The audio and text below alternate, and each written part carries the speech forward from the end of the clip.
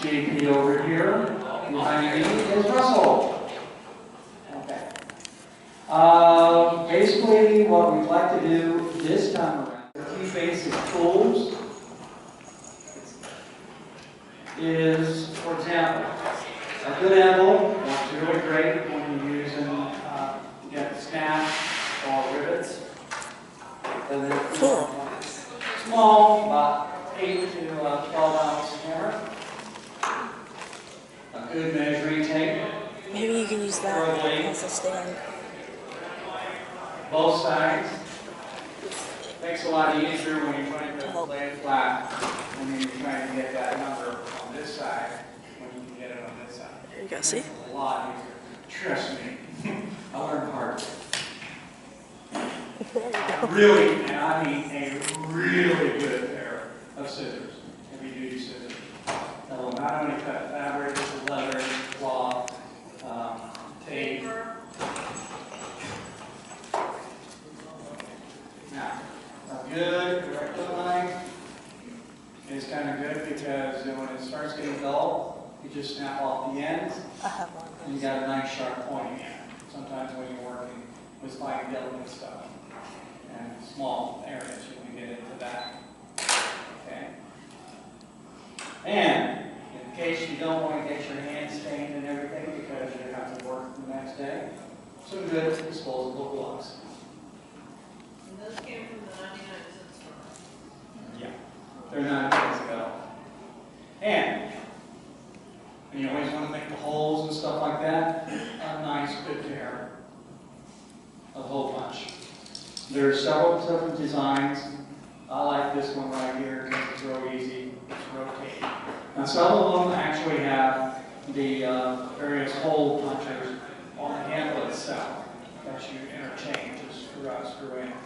This one I find a lot easier and a lot simpler.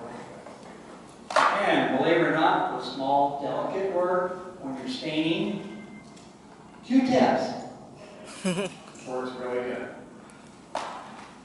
Now, when you start with the project, first thing you want to do is think about is what you're going to make and how you're going to make it. Okay? And then you want to think about what type of leather you're going to make it with. There's various types out there. You have the regular rawhide, like everybody has. You've got the more cloth suede type, if you're just going for looks versus actual function. And of course, it comes in various colors. And once you decide what type of material you're going to use, then you want to go into the thickness of the material. For example, this material here is considered 1 to 2, and we talk about millimeters. It is very flexible. I wish you'd asked me if you were okay. Oh, yeah, I got movies. That's why you shouldn't sleep on the floor. Very flexible, easy to fold, curl, whatever you want to do with it. You'll find a lot of purses. Yeah, but don't sleep on the made by 1 floor. or 2. I know you're tired, but don't. Then you get into the thicker stuff. You are. For example, this here is considered a 7 or an 8. You'll notice it's a lot thicker, a lot stiffer, still a little bit flexible.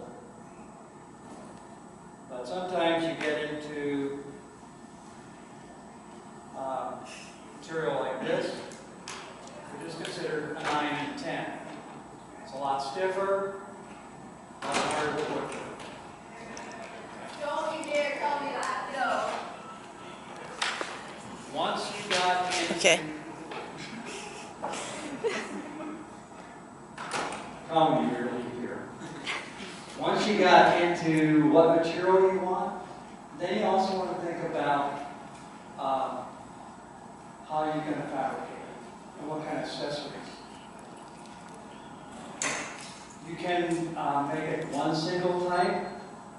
For example, we got here a pattern for bracers. It's very simple, very easy, very flexible. If you want to make it a little bit stiffer, you can take 2 of the same And it makes it a little bit stiffer, a little bit thicker, more usable for support. Or you can really go fat with it.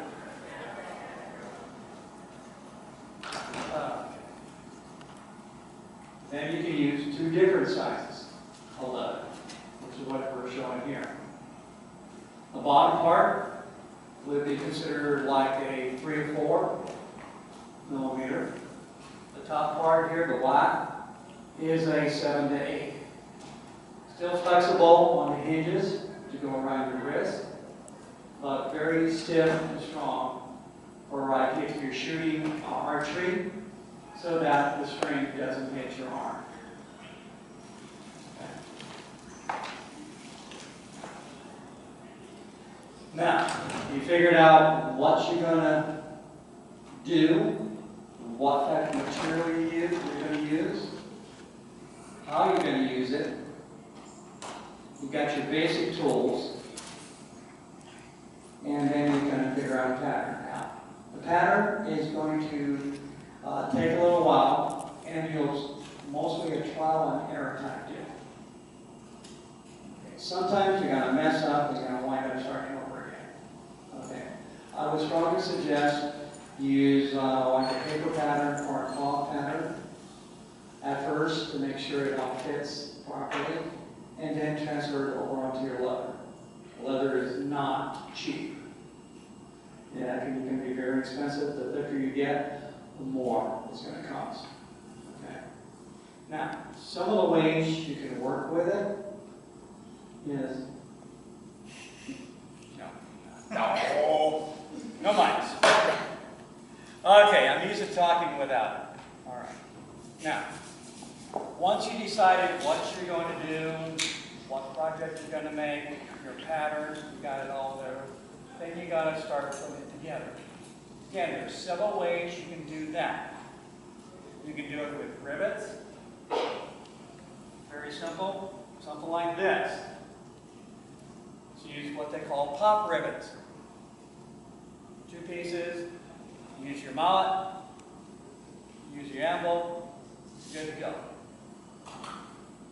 If you're going to use 2 different types, again, you can get a little bit more fancier. On this one here, we use regular just pop rivets to put the material here. This is very soft. Just 1 or 2 black latigo. And we use a stiffer backing so that when we're carrying the swords, it doesn't flip-flop back and forth. But to make it easier to take it on and off, so that we don't have to take the bolt off in order to get this off and everything, we went with snaps. Various types of snaps. You can get the very plain type, or you can go, if you once you get used to you working with it, the little fancy ones, like these Celtic ones that I use on this one. Okay. But I wouldn't advise going with something like this until you get good with using regular snaps. These are very expensive once you start going through it. Okay. And a lot of times, you don't even have to use a whole lot of material, depending on what you want to do. For example, this here, you probably would look at it and say, it's scrap material. I look at it and I say, it's a cup holder.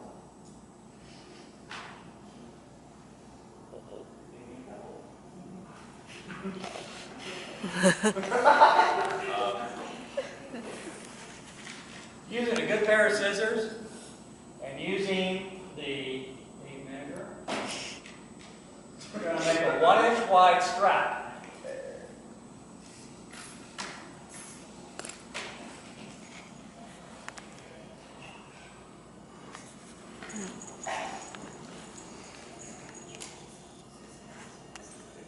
While he's doing that, any questions so far? I'm going to pass out a couple of these so people can kind of, examine it a bit. Yes, So here's the double, here's one with the snaps. See, this is There you what you go. can use Just for your bracer. Just pass it along. Ilex. This is a bracer. Yes. You do have punches specifically for eyelids. Simpler version, same thing. You really get a good pair. You're going to use eyelid. Especially, for example, nice. if you ladies are going to I know. fly Leather's always nice. or corsets. You know, I know you see a lot of them over there in the dealer's room, corsets and everything like that, and they're actually not that hard made. Again, you're looking at the thickness of the material. You want it to be flexible, or do you want to have it in a straight jacket? Pass it up. You have it strong and stiff, Can you that's take off actually the gloves? a true corset. You have it thin and flexible, it's for looks. Yep, that's real leather. Basically. And yes, and if you notice, a lot of them are, they're strong in the front, on the sides, and on the back, adjustable. Okay? And for example, around the edges and on the top here, they're reinforced. It's either a second layer of leather, or sometimes they'll use, what is it, plastic strips? So they're made out of all kinds of various things, plastic, metal, Actual whalebone. actual well bones, if you go back far enough in history. Okay. I suggest for nowadays you go with a plastic strip, which you can find pretty much anywhere at a hobby shop. Just make sure it's flexible enough, but it's thick enough so that it doesn't break away the first time you wear it. Of course. Okay. And also, if you're going to do that, put it like pockets on the inside where the opens up, where you can actually take the strips out in case they break, or in case you want to change it over. A lot of times you're using material, and you'll wind up not only in breaking, but sometimes it's going to get wet, or you'll want to re-dye it or something like that.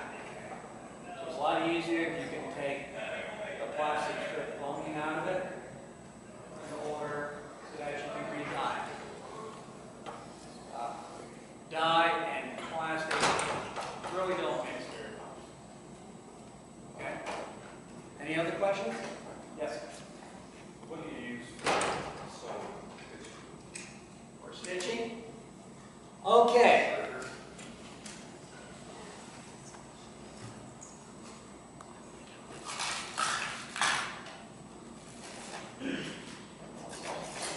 I guess his hand soft.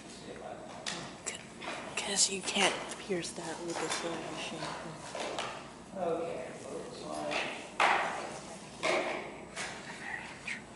Okay, that's one. All right, I didn't bring my stitch with me today, but one way you can do it is you get the individual punch. You get yourself whatever material you're going to use, and you get yourself a scrap piece or a backing, because you don't want to go ahead and go through the leather onto the paper or anything hard. It's going to dull the point. You're going to wind up using a jeweler's file or something like that to get your point back. You want a nice sharp point.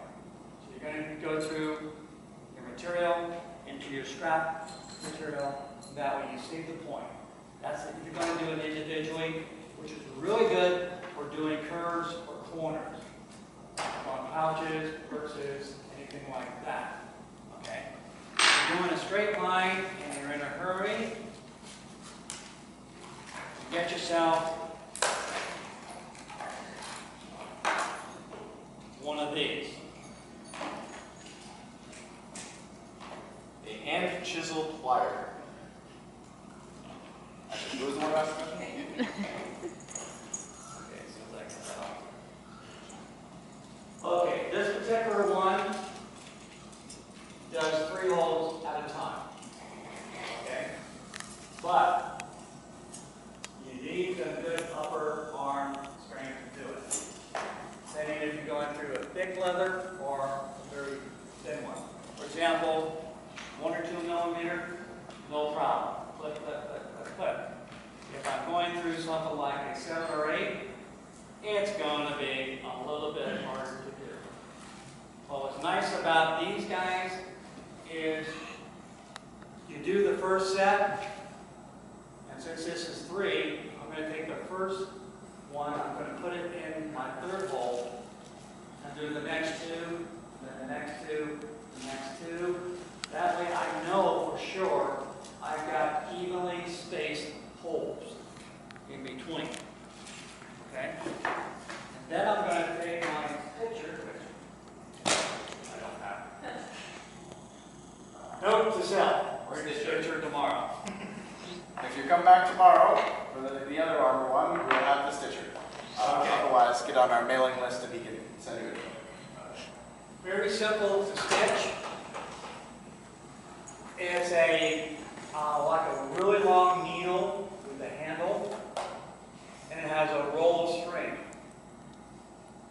And the string goes up through the center of the needle, goes through an eye at the end, almost like a sewing type needle. And what you want to do is you put it through the first hole, take your string, pull it all the way through 1.5 times the length that you're going to actually stitch. Okay? Because what you're going to do is you're going to pull it back through the first hole, take it to the second, bring it up through the second hole, and as you pull it back down, it's going to make a little loop where the string's at. You're going to take the other end, you're going to put it through that hole, pull it all the way through, and when you pull the needle back through the leather, it's going to make a sewing stitch. Anybody do a sewing in here? Okay. So you know how the needle and the thread works. Same concept with leather, except a lot of times you do it by hand, unless you want to pay about $600–800 for a leather sewing machine. Takes really 5 seconds, it's done. But I don't think none of us can afford one right now, especially for little projects we do every once in a while. Unless you really want to get into it, then yes, it's worth the cost. Okay. But you just keep doing that all the way through, and once you get back to the beginning, you come back through the same hole, you loop it through one more time, and then you pull it all the way through. I know that's how And you place a you knot stitch. it off. But you want to make sure you knot it off on the inside of your project so it's not showing on the outside for everybody to see it. Okay? That's the easiest, simplest way of stitching. They also have what's known as a wrap. Instead of the holes being straight like this one here is, they're on a 45-degree angle. And you're using almost like a wide strap. You ever see wallets that have a little wrap going around the edges and everything to keep it going? Okay, that is mostly for looks, because if you look closely, you'll see that the seams on your 2 pieces of leather have actually been glued together. And then they'll make the holes, and they'll do the wrap. And how they finish that up is when you get back to the beginning, you slip it through underneath at least 2 or 3 of the loops you've already done. And that will hold it in place. Supposedly, a lot of times when I do that, I'll take a little bit of super glue and I'll put it on the underside before I pull it tight, and then I'll just trim it off, the excess. That way I know it's not going to unwrap. Yes, there was a hand over here. Yes, I saw a seal on the end of the leather. What is that exactly? The what? Oh, like the edges. Yeah, like the seal. It's kind of, it looks like paint almost. Can I get the one that has those snaps? Snap one? Can you just throw it up? Look at that. The back row got this one. Okay. So we're looking at. If you could come up and point to the thing. We'd love to answer the question, but if we don't know the subject. Not quite sure. It's like, instead of it looking like that, it's finished like that. Oh. That's because I just didn't dye it. Afterwards, I found out that when I did the snaps, the one snap is slightly off from the other one. So, and it kind of bulged there. So in order to give it a little more flexibility, I'm shaking it. I just never got around to dyeing it because nobody sees it. It's on the inside. And I got lazy. Right. Okay. Now, if you don't want to get that intricate on a project, you want to do something simple, like for example, a holder, not just a strap like what Russell's making back there. A lot of times you go to Renaissance fairs, you'll see something like this. Again, it's made out of strap leather. And all they did was they looped it around, sewed the ends together. What you do is you punch a big enough hole that you know will go around the bottom of your goblet. These are more for goblets, not really for tankard. And then you cut your slit up far enough so that the bottom of your goblet will slip through. Very simple, very easy. Doesn't have to be what they call the leaf pattern, which like what this one is. It can be round, it can be tapered, whatever you want to do it. You want to throw a jewel on there, you can do that very simply.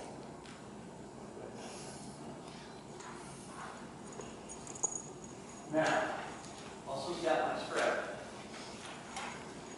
So, what I would normally do is take the strap,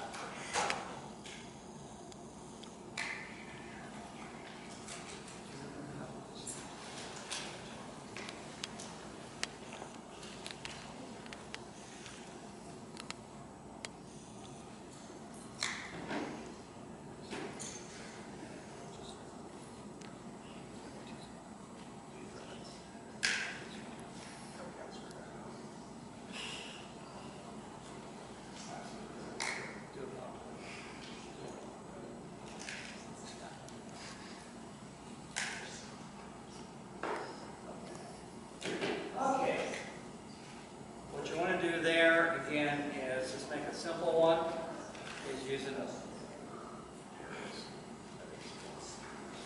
You can put a pop rivet on top, put a snap on the bottom, loop it up through, and voila, you got yourself a 50-cent cup or goblet or whichever one you want to carry.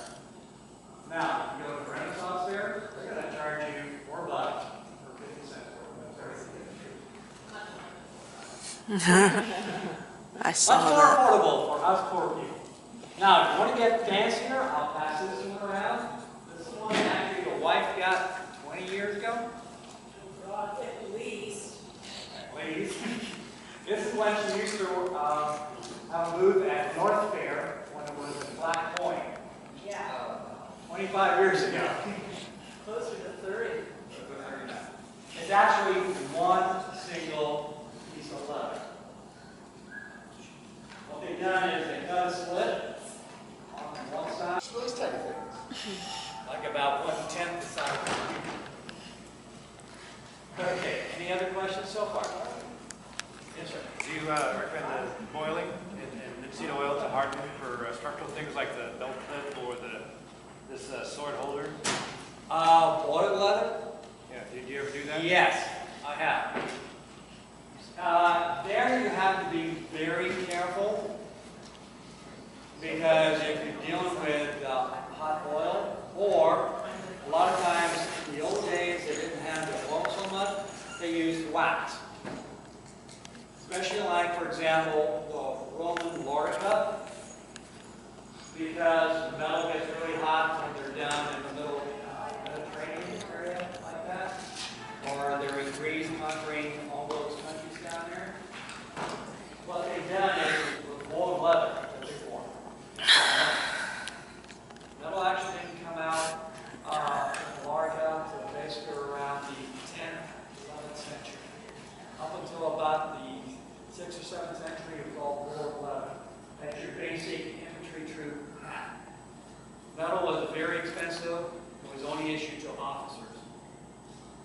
So it would be straps of leather that was either boiled or dipped in beeswax. And then they would have a dummy or a slave. Not that much. That's very smart. And basically, they would take the hot leather with the wax or the oil, and they would wrap it around the mannequin to get the different sizes. And if you ever seen how many people were here last panel for Vanguard? Notice the gentleman that was wearing the metal bands? Yes. Okay, that is a Roman larga. Now imagine that being made out of leather. And each of the strap is about an inch to an inch and a half wider as it goes up. Because one of the nice things about a larga is when you travel with it, it all collapses like a camping cut. One fits inside the other, fits inside the other, fits inside the other. But it overlaps by a third to a half, depending on the design that you're making. So that when it's struck, you're not only just striking the one band, but you're striking the one on top and one below as well. But it's very flexible. How you can move and everything like that. Not like a full breastplate where you're limited to your flexibility. And blow leather was very, very common used. A lot of times they'll use it like on ships, because again, salt water, metal, great stuff. You sit there all day long and just, pressing the best up. Believe it or not, a different class, chainmail. How they used to clean chainmail is they take a barrel half full of sand, throw their chainmail in there, and roll it down the hill. The chainmail rubbing up against the middle removes the rust. The easiest way of cleaning. You're not going to get in there chainmail with a toothbrush. So. Unless you really hate your page. Unless you really hate your page. Right? Yes. Anyway, back to Cool, they leather. really changed it down This is a different class. Okay. Any other questions so far? Yes, ma'am. For doing like personal patterns, do you have to etch out your own template? Or you said for a pattern that you have something that Okay. If you're going to use a stamp, Yeah. okay, yeah, you would have to design your own pattern and everything, and then you would have to create your own stamp. Okay. If you go to Tandy Leather, here in San Jose, they're also known as the Leather Factory. Tandy Leather is a parent, and they're still called Tandy Leather on the website. Okay. In the stores, they call them the Leather Factory, I got a lot of it. which is same as Tandy. They have hundreds and hundreds of stamps that you use. Also, they have really nice patterns you can buy that you can trace out, and you would actually use various carving tools that they sell, and you can carve it out yourself. You get the indentation. So forth. Cool, you can make your own Like presentations. class before, and I was wondering if it was like the same kind of concept for things. You could, yeah, you can make a stamp, and you could press it in by the plot, order it down on another, or take the pattern, trace it onto the leather project that you're going to use, and then go in there with your carving tools and carve it out. You get the various types of depth and stuff like that. How many have ever seen a picture, for example, of a deer or a moose in the woods background on a really nice piece of leather? A lot of that was actually hand carved by using various types of tools to get the depth and the height and the angle. A lot of times it's an angle that you want to get as well. Even a lot of your stamps, you'll find that if you want to get the depth like that, the one end is going to be thicker than the other end.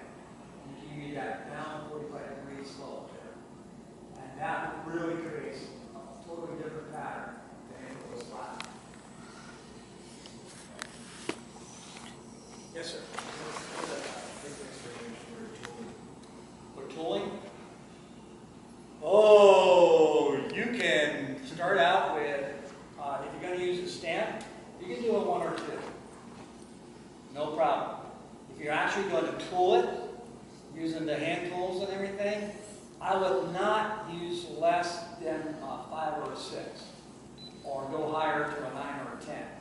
Again, depending on what the project is. If you're going to pattern for example, a saddle, okay, you're using a 9 or a 10. It's going to be like, that thick. So you can really carve away all your heart desire, okay? If you're going to just use, for example, razors, like what these are, okay, a stamp would be better. Or, you don't have to stamp. You can accessorize. For example, here's one of the patterns I made. I'm going to pass this around. If you notice, this part's been dyed. Kind of dull. It gets wet, the dye is going to bleed. Okay? So they have what they call sealant. It's white. Once you get your pattern done, everything, cover it, and then you're going to cover it with the sealant. So one, it doesn't run on you like you're wearing a white shirt and it rains. Trust me, I've had that happen. I was very disappointed. I just bought the shirt. Okay. I wound up dyeing it the color that it bled into it. Hey, I'm not wasting anything. Not a $40 shirt. No. Okay, so I'm going to pass this around. You'll see what the difference is. And you'll also notice, too, that the side that has not been sealed is a lot more flexible than what the other side that has been. Sealing it like that actually strengthens and gives you a little more stiffness to your leather. So that's another way instead of doubling it. Or if you want, you can get yourself a nice little tracing pattern, for example, like this. And you can cut out your pattern straight out of here. Now, you can double it up, again, if you want to go for strength. Okay? Or, if you just want to highlight the pattern, if you really want it to stand out, you take yourself another piece of leather there and glue it onto the back side. And you notice it really stands out using a light color on the black background. You want a little bit more subtle. Wrong side. Still got a really nice pattern. It's more subtle. Not as easy to see, but personally, I like this one better. Not yet. Just, It's there, it's just a let me pattern, finish. but it's subtle. Finish it. It So doesn't stand out and hit you in the face. Two simple ways of doing the same thing without stamping or without tool. Now, when you do a pattern like this, and you cut out like that, this is where your really sharp recto knives and stuff like that come in handy. You want that really sharp point to get into the fine corners there, like that. Okay? Now, you don't always have to dye either. If you want, you have dyes, and you also have your acrylic paint. Or even better yet, acrylic paint. this one was done in water-based acrylic paint. This backing was done with A Sharpie. a Sharpie. Just took the standard blue and Sharpie. Sharpie. very Good. good. Hard to get. Make sure you seal it. If you don't seal it, it's going to run. Can you elaborate on the brands for sealant or dyes? Where to buy them? Tandy has got, most of my material I get from Tandy. We They're don't work the for closest. Tandy. I'm in They don't give us Florida. You kickbacks, gotta help me don't out here. worry. We just like the company a lot. They have a lot of good material. For example, a lot of their dyes now, they've gone from an oil base to a water base. So if you get it on your hands, you wash it right off. No problem whatsoever. Okay? And it's eco-friendly. If it goes into the sewer or into the ground or whatnot, it's eco-friendly. That's their big thing they've done with a lot of their dyes in about the last 5 to 6 years. before it used to be an oil-based paint, like the acrylic and stuff. In fact, even a lot of the acrylics you get nowadays for leather is a water base. It's not an oil base. So again, it's more economically friendly, as well as cheaper too, as well. There's a question. Yes. Use any water-based acrylic, or do you want, is there a specific kind, sorry, any water-based acrylics, or a specific kind of acrylic? Preferably go for a type that does mention about leather, because all those do say you can use it on cloth. Actually, the white bot, that stuff can use on sewing material. When it's used to make patterns and stuff like that on canvas and things like that. Okay. But it does say it can be used on leather, it can be used on wood, it can be used on cloth. But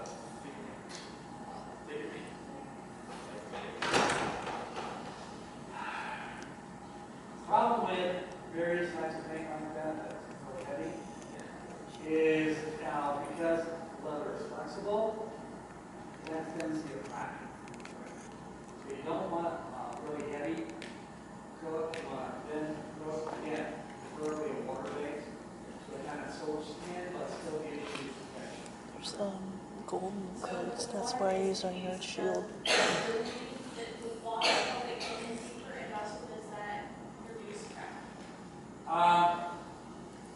Yes and no. Depends on the age of the paint. Over time period, a water-based paint, the water will evaporate because you've got the bottle open, you only use a little bit at a time. Okay, so sometimes you want to add just a little bit more water back into it when it starts getting really thick and gooey. You can shake it up, stir it up really good, that'll thin it back out. Okay, if it's a brand new bottle, don't worry about it because it's designed again to be flexible with leather. As long as it stays it's usable on leather, it's good to go. Using like acrylic house paint, it wasn't designed to flex. Okay, question? So we talked about what paints are good for leather, but what leather is good to paint on, or like color or dye?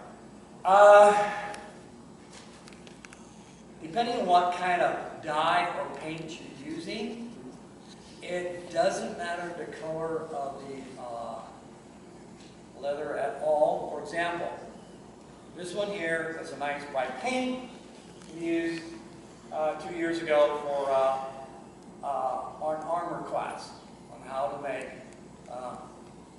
written tape. And you're not going to see it, so. And it was on sale. Very cheap price. Okay, but you notice, as an example, I went ahead and dyed the one end to show you. Doesn't matter what the base leather is, you can dye it. It will take a dye. This will take a dye, this will take a dye, there's no problem. This leather here actually started out a light color, and they just took the whole roll and just dumped it in a dye at the factory. It's factory dye. Okay. Thanks.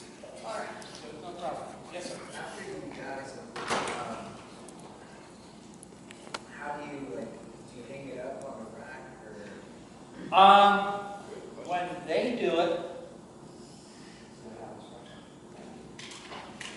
when they cut the leather and get it ready for material and everything, you notice the imprint here? They put it on a big frame. They clamp it to keep it stretched and from shrinking. Because leather, as we all know, when it gets wet, it stretches. When it dries, it shrinks. Okay, and prevent it from shrinking too much and getting the warp effect so that it's nice and smooth when you want to work on it, they clamp it in place. And then they'll bring it into a dry room with very low heat. Because you don't want the leather to dry fast. If it was a really hot room, it would whisk and be no good. Like those bracers, painted one side and lay it flat, or have it in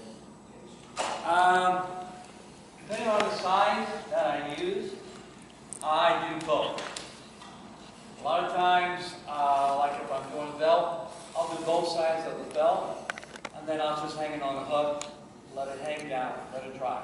Because the leather on the belt, as you can see, is a lot thicker. For example, like this. With this one, I did this. Notice a little bit, it did curve a little bit there because I just laid it flat. I had it on two little cans so that both sides would dry evenly because it did both sides at one time. And then I sealed it. Okay?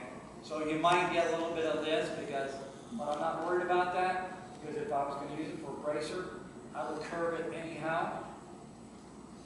And a trick, if you're going to use something like that that's round, a bracer or something like that, while it's wet and using your disposable, but you don't have to wash your hands, curve it as you go.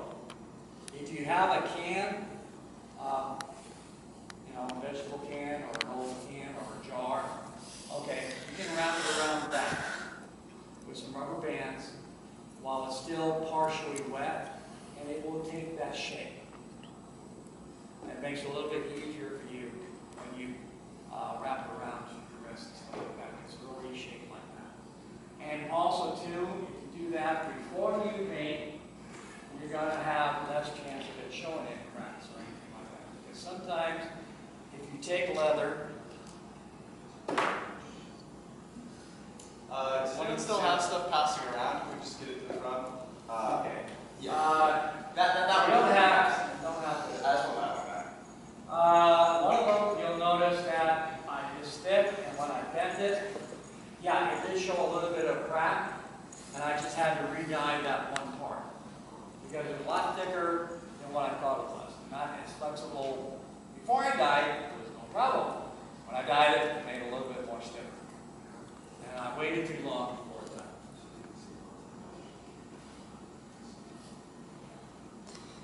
Any other questions?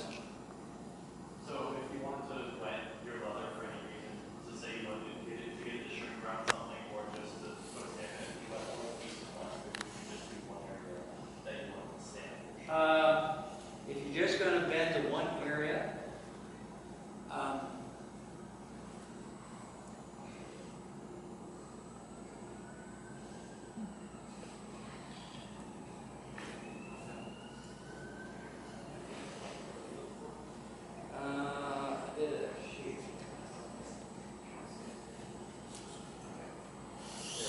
okay, if you're just going to bend to one area, like for example, you make a sheath or a sword, okay, you would just wet the area you're going to bend, leave the other part flat. Because that'll help keep it when you bend it there and then put weight on it, bring it down. In fact, if you're going to do something like that, just for one area like that, to make like a dagger sheath, something like that that's actually wrapping around something, don't use water. That's just as hard Go as to a paint store or a hobby store and get yourself some acetone. Acetone will soften up the leather and it dries within a minute. acetone. It's really good. It's air of acetone. And it works a lot faster than with water. When you get it with water, It's just it's going to take about a day and a half before it actually dries. Where you can but acetone leggings softens on it up, or plastic dries leather. it I up. know. But it's just as hard as your plastic thing. Now, if you've got a stand, that's totally different. Okay. Then you want to Did the use back more get it? than- Okay. I would suggest you do Oh, that. leave it there. No problem. Okay. We talked about different types and everything, and like I mentioned, to spruce up something, you really don't have to go to a lot of work. For example, this is a purse I got at Goodwill. I took the strap and made two straps like that, and put it over, and notice all I did was put some gotcha on it. And on the back, I riveted two straps where I can actually slide a dagger in the back there and tie it in place. Purse. And this is the purse I use when I do this. Or you can take a plain belt like this, dye it, and you can decorate it, again, something very simple like gachos. And you come up with projects like this. Very simple, very, very easy to do. Okay. You're only limited when you do basic lettering by your imagination. And do a little bit of research. And also, part of the deal too is deciding if you're going to dye, how you're going to dye. You can use what they call dabbers, like this. You can actually use a sponge. That really gives you a nice cool effect too as well. Or you can use a good old spray bottle. If you don't want to use, don't want to spend a whole lot of time on your project and do it quick, go with a spray bottle. It gives a really light, thin coat on there. It doesn't soak into the leather as much as a dabber or a sponge would. But if you just, it's a quick project. There he got it, so Hurry, use a spray. Works really great. just don't touch it, I guess. Now, if there are no more. This is leather.